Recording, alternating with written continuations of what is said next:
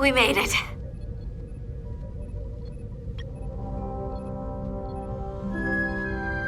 They're safe. Bringing the SIF fully online. Do it.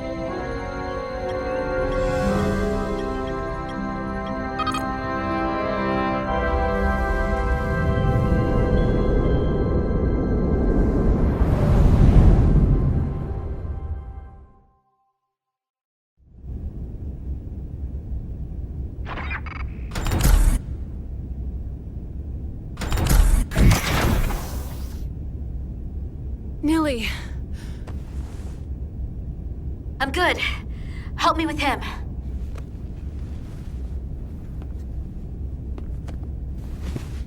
Let's get this off.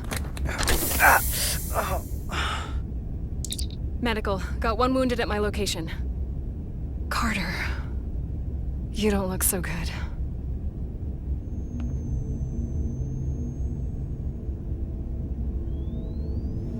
You gotta be more careful. I just got here.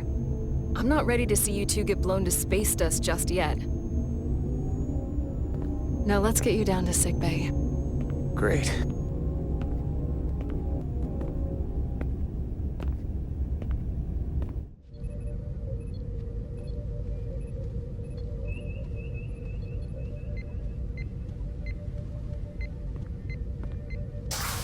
Status report. The repair crew made it inside. EPS flow is back to nominal levels. The SIF is back up. How does this affect mission readiness, Mr. Ermot? The Resolute suffered damage from the exploding bolts. But we've successfully moored to the station. The ship is secure. Our systems are coming back online, but we have a fair amount of repairs before we're ready to go. Put a halt on the roll-off of Starbase engineering staff. We have a schedule to keep. Send updates to my ready room. Commander Rydek, with me.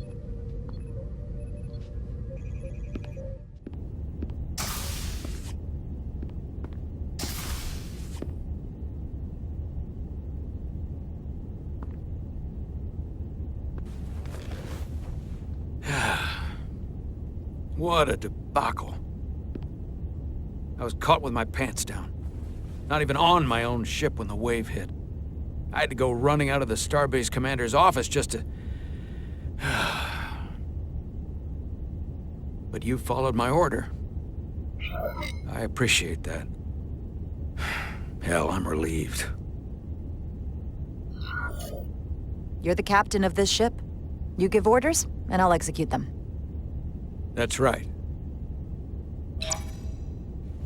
But you see my problem, don't you?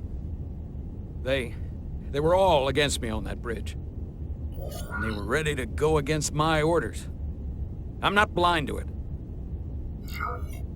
If there are any problems, I'll keep them in line. At least I can count on you.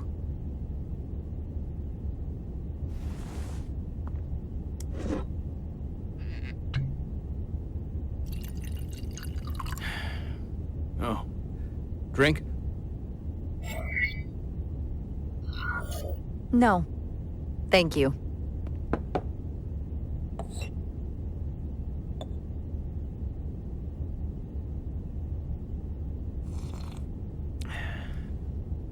Your predecessor, Commander Sutherland, is missed. But for all the adoration of the crew, including the senior staff, I just couldn't rely on him. He would question, undermine me in front of the crew. I sometimes think they still hear his voice. That sort of thing is a way of lingering. And you can't argue with a ghost. Captain, perhaps you and the crew would be better served if you look at this mission as a fresh start. You can never really leave the past behind. If we don't, you can never move forward. Now, this won't be easy. But I'm glad I have you here with me. Glad to be here, Captain. And despite it all, we got our final Starfleet clearance to depart. So if you'll fetch Mr. Ermot, we'll knock out the final details of any outstanding repairs, and then we'll set out for Hotari. Yes, sir.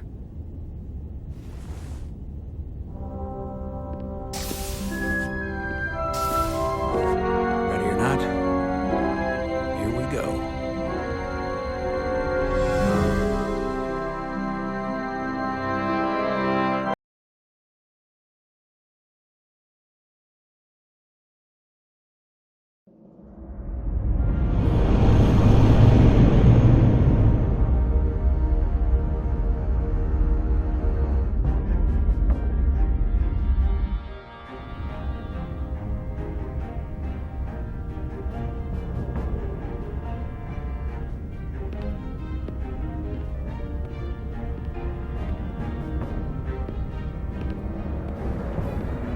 All departments reporting full mission readiness.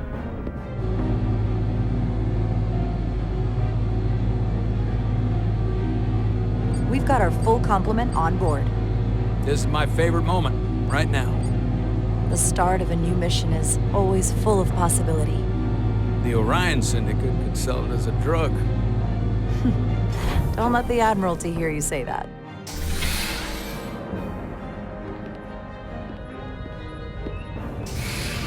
Captain on the bridge. Sit. Sit, everyone. You all know, I'm not big on speeches. We're embarking on the first mission since our refit. Let's make it a good one. Disengage docking clamps.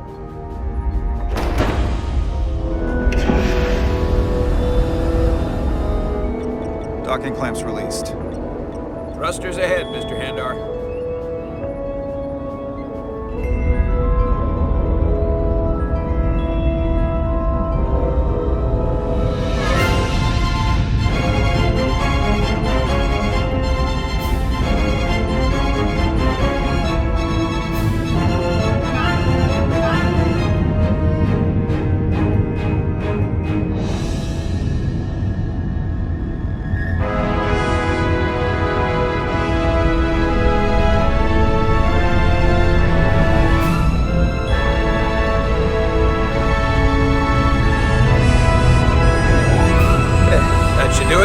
Set a course for the Hotari system.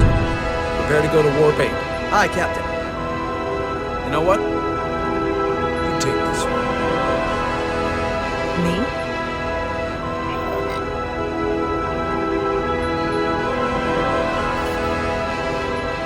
Engage.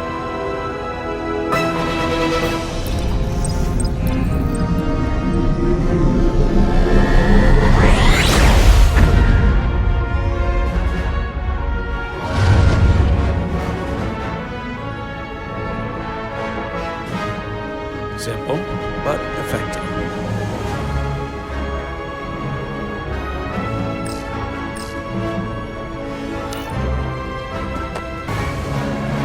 Whoa.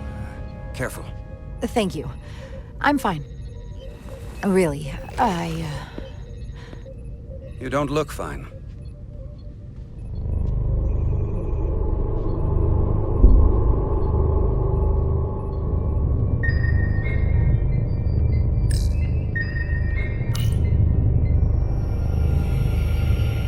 I have to get to sickbay.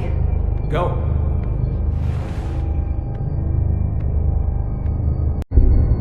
Commander, help me get her inside!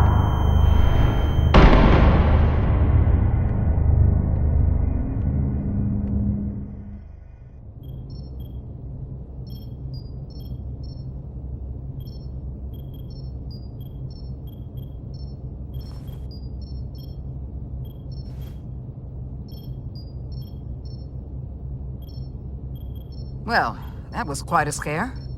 A few minutes more and it would have been one of the shortest tenures on record for a first officer.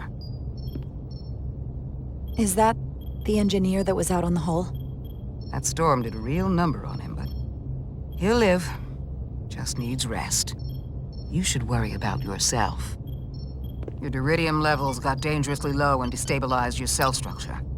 This is definitely one of the more memorable first days I can think of. My name is Dr. Aram Duval, Chief Medical Officer. To be honest, I've never met a Kobliad before. You're... Rare. I know. I was going to say special. Your people's numbers have dwindled, despite the Federation's efforts to find a more readily available alternative to the duridium you need to survive. Yet you joined Starfleet and managed to thrive. I imagine the responsibility must be overwhelming. Maybe even a burden at times.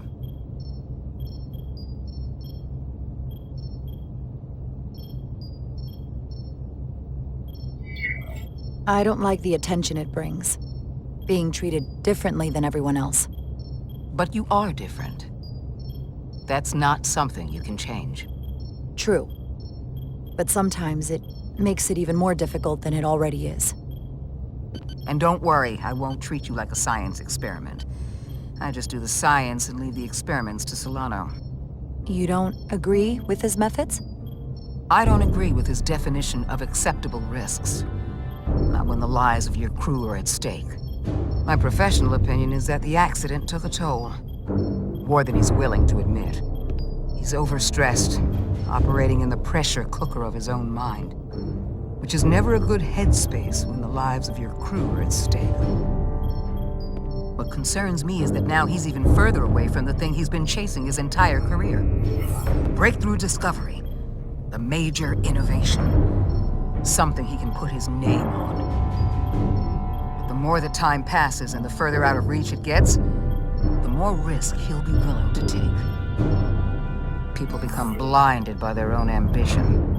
I think after what happened, Captain Solano's learned his lesson. And whatever ambition he once had is on hold for a while. He may say that, but we'll see what happens. I have to admit, I was concerned when I heard what happened on the bridge. You just followed Solano's orders despite having better options in front of you. Huh. I guess word travels fast around here. It's a small ship, and everyone's curious about the new XO. Fortunately, your cell structure's almost completely stabilized. And I'll spare us both the lecture, but I do feel it's my responsibility to remind you, without regular infusions of Duridium, you will not live. It's as simple as that. Understood. Then, my work here is done.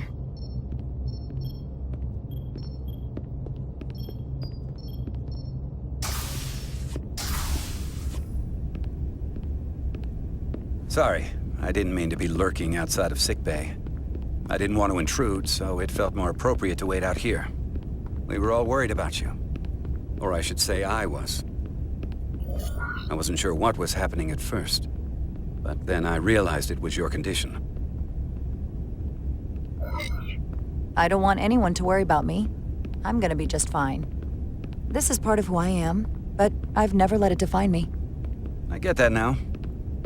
And I promise I'll try not to let being such a jerk define me either. You trusted my intuition earlier, with the deflector pulse. I felt I should thank you for that. Well, thank you for coming. Even though you didn't have to. I wanted to. Now, Carter, the emissions that gave you that burn are quite unusual, like everything else that goes with this storm. That's a combination of hyronolin and lectrozine to counter the radiation effects. That should help speed your healing. She's come by a couple of times to see you already. Be brief. It's good to see you awake again. I was starting to get worried. Not that you aren't in good hands with Dr. Duvall. You did take one hell of a shot, though. Come on, you know you can't get rid of me that easy. Don't push me, Diaz. You do not want to see me try. No, nope. I am not getting on your bad side. I am a formidable enemy. Millie was looking in on you too, by the way. But since it's just us right now, I had a chance to think about this while I was away. And I thought it was important that I just come out and tell you. Instead of tiptoeing around it. Or worse. It's okay, Miranda. You can tell me anything. I know that. Well, then come on. Just spit it out. I'm trying. Let me talk. What I'm trying to say is, we've been really good friends for a long time. But I got back here and I couldn't ignore it anymore. I want to see if there's more between us than just being friends.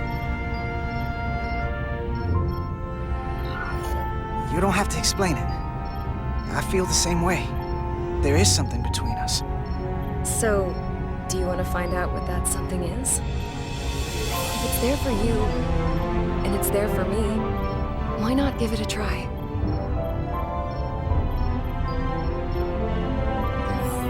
We don't have to put too much pressure on it. Let's just see where this goes. I like that.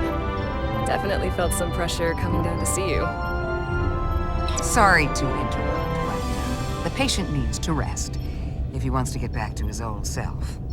Of course. I'll see you again soon.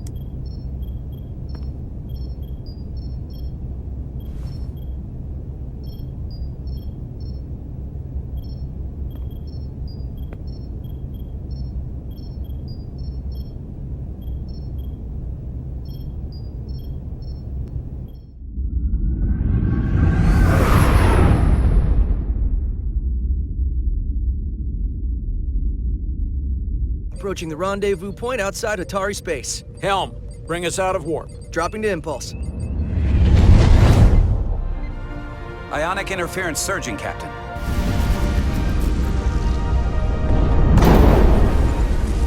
Shield integrity holding. We can take it. We are at the correct coordinates to meet the shuttle. Commander Rydek, find us our diplomat, if you will. Aye, Captain. Let's reduce the noise. Filter out environmental signals. I can manually tune what's left for Federation signal types.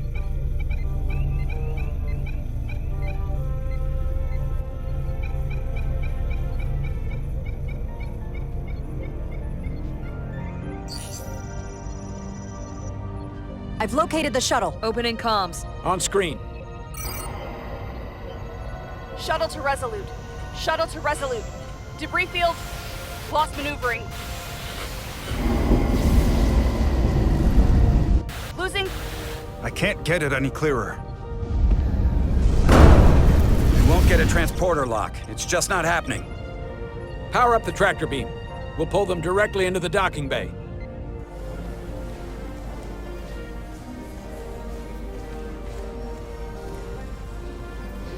Diaz, you good to run the tractor emitter? Yes, sir. You sure? I'm sure.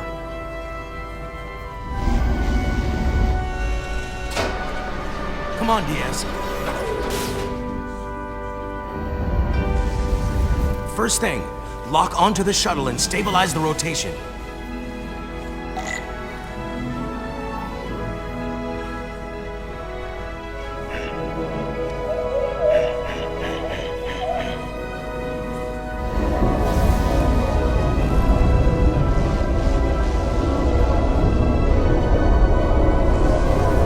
Debris. I'm on it.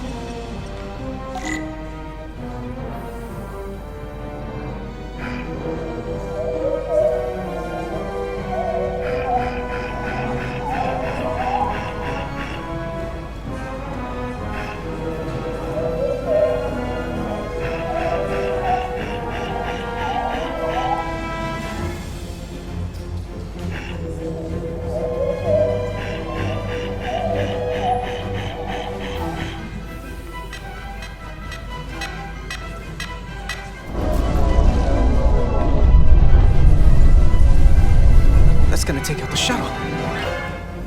Here's the bridge. There's a large piece of debris headed for the shuttle. The tractor beam can't handle it. Can our shields take it? I believe so.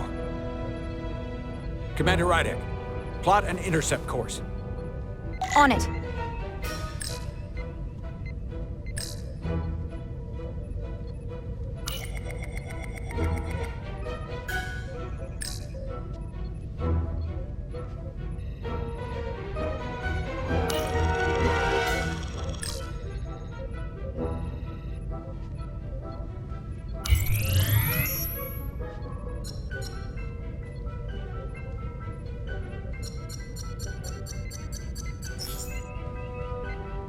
Here we go. Maneuvering thrusters bearing 53 Mark 17, 200 meters on an intercept course. Maneuvering.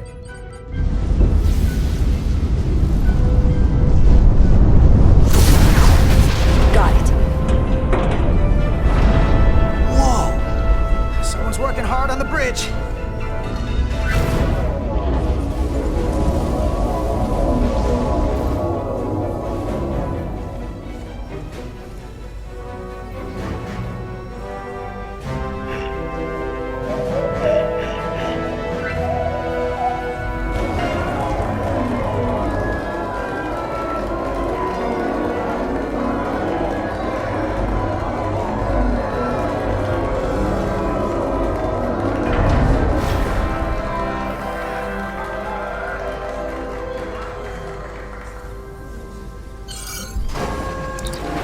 craft on board. Good job. We're on our way down to meet them.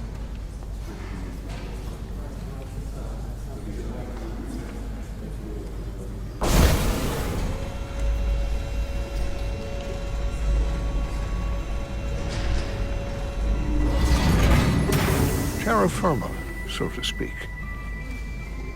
Ambassador Spock.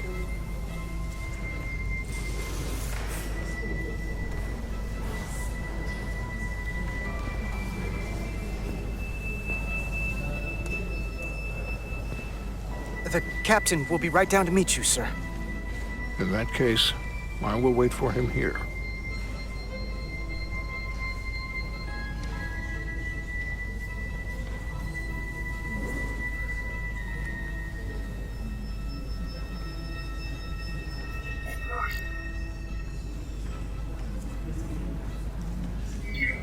Apologies for the landing, Ambassador. I was operating the tractor beam, sir. I take responsibility. Our arrival was the smoothest part of our journey. Your artistry with the tractor beam is commendable. We thought we were prepared for our arrival in Hotari space, but it is evident my craft was not sufficiently robust for such intense ionic activity. The storm has been pretty intense. There was an element that was most unusual. Before you came to our aid, our maneuvering thrusters and impulse engines were rendered inoperable. So we attempted a short traversal at warp speed, only to find that we could not achieve warp at all, even though our diagnostics computer showed no faults or anomalies. What do you make of that? When all indications say that warp speed is possible, but in practice, we find it is not. I'd rather investigate than speculate. A sound principle. Take readings, run some additional diagnostic checks, and we'll get to the bottom of this. Quite logical, Petty Officer... Carter Diaz. Sir. Thank you. Ambassador Spock, Excuse me. I'm honored to have you aboard. I'd like to get right to it. We're already behind.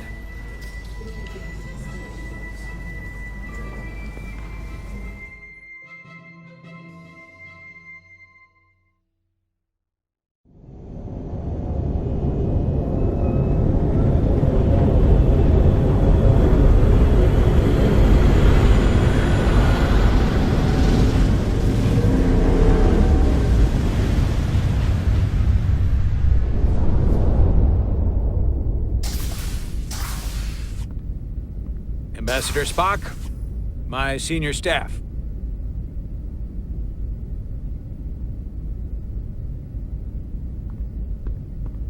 It's not every day that a captain gets to welcome a Starfleet legend aboard. You flatter me, Captain Solano. But legend implies the past tense, whereas I am very much focused on our present circumstances. I didn't mean to suggest you were stuck in the past. You're right, Ambassador. Not the most diplomatic choice of words. Your experience comes from the past. But our present situation calls for it. True enough. We were hoping you could fill us in on the details. We got the basics from Starfleet. Two formerly peaceful neighbors are now on the brink of war. Indeed, and the tension between them grows fiercer by the hour.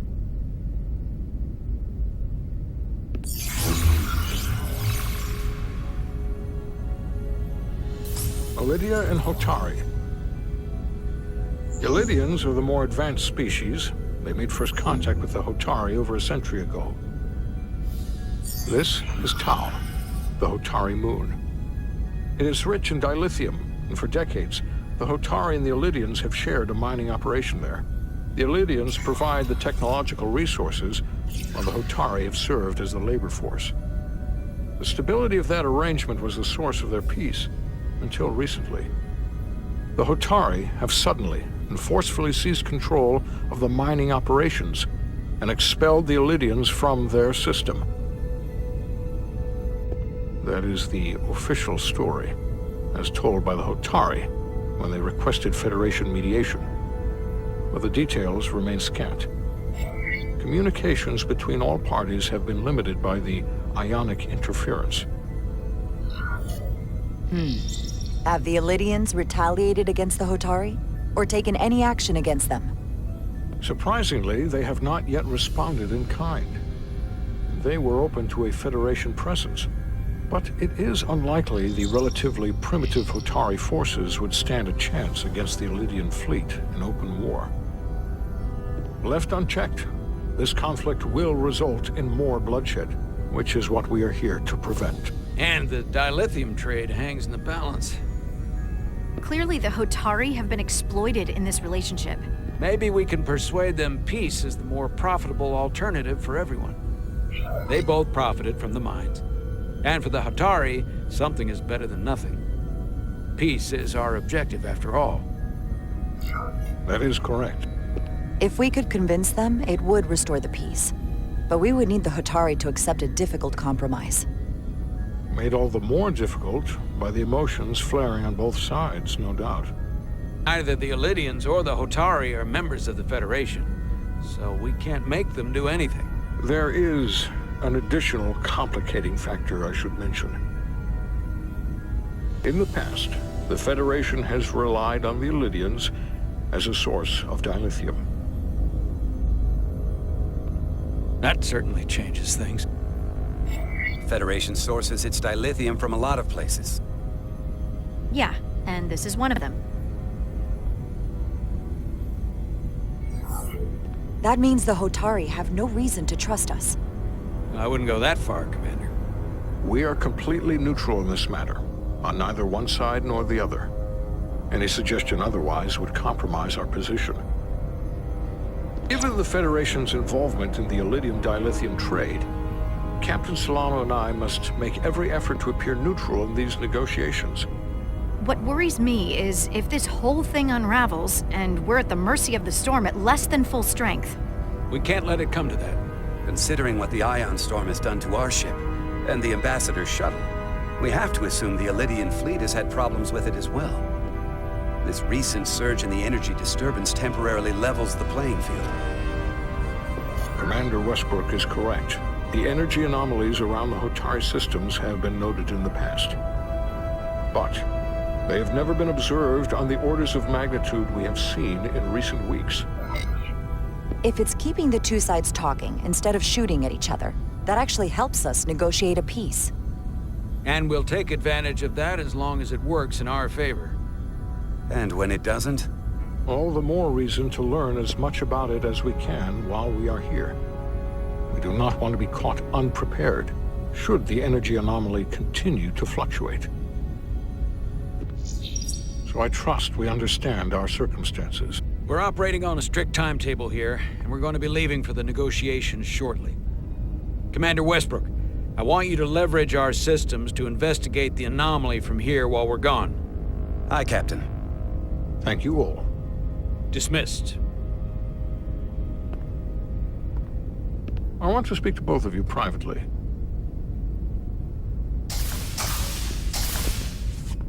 Ambassador Spock, I'd like to make a formal introduction. My first officer, Commander Jara Rydek. Commander, as you are aware, there are limits to what Captain Solano and I can do in our official capacity as representatives of the Federation. But someone in an unofficial capacity, your first officer, for example, would not be bound by those restrictions. Commander Rydek could ingratiate herself to certain parties behind the scenes, where they may be more candid in revealing information that could lead to a resolution. She certainly goes her own way. Maybe that helps in this case. It would be unconventional, but I'm not opposed to it. I'm honored to be included in the negotiation process. You're not just included, you're instrumental. Well, I hope Commander Rydek will have more luck finding out what really happened than we will through official diplomatic channels. The fate of the negotiations, the interests of the Federation, and the prospect for peace may very well depend on it.